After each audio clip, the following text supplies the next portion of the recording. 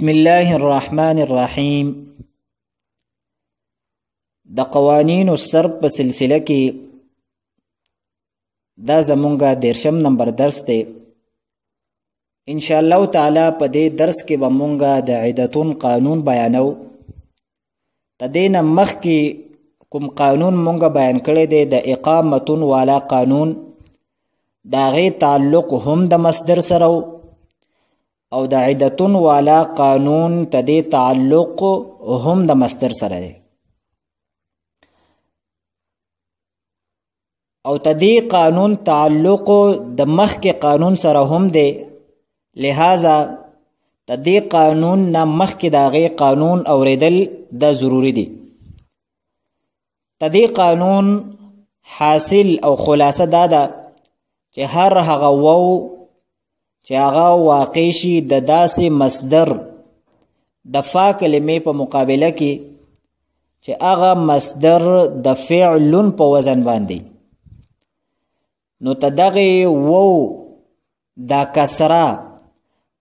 دا ما بعد لور کول، یعنی دا وو نه بعد چې کوم حرف دی د عین کلمې په مقابله کې چې کوم حرف راغلی دی او بیا دغه وو حذف کول دا واجب دی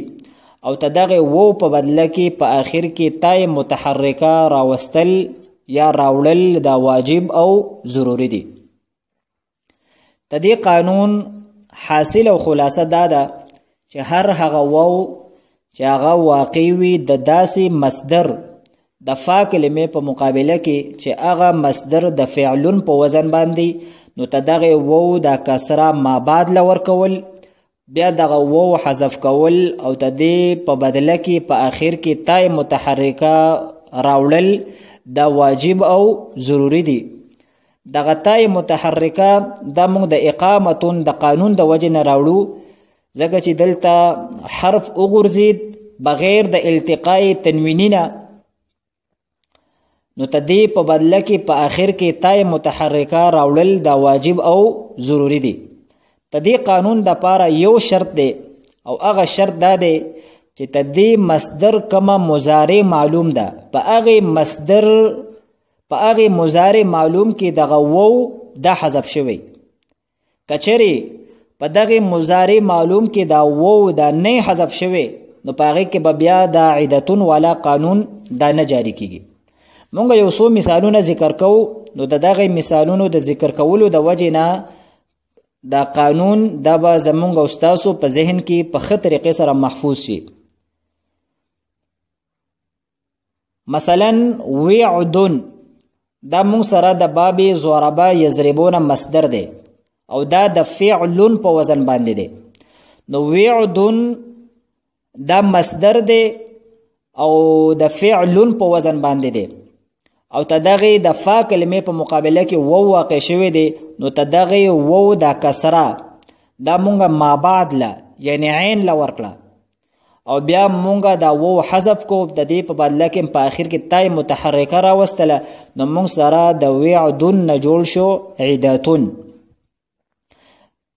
بل مثال مونږ سره دی وسنن، دام د فعلن په وزن باندې دی، وو واقع شوی دی د داسې مصدر د فا کلمې په مقابله کې چې هغه مصدر د فعلن په وزن باندې دی، لہذا د وو کسره مونږه سین لور کړه، وو هم حذف کو او په آخر کې مونږه تای متحرکه راوستله، نو مونږ سره د وسنن نه جوړ شو سیناتون. بل مثال مونږ سره دی وسعن، دا هم مصدر دی او د فعلن په وزن باندې دی او دا غي د فا کلمې په مقابله کې وو واقع شوی دی، لہذا دا وو دا کسره دا مونږه سین لور کړه، بیا وو حذف کو، په اخر کې مونږه تای متحرکه راوستله، نو مونږ سره د وسعن نه جوړ شو ساعتون. او دا درې وانه کوم مثالونه چې مونږه ذکر کړل، نو تدې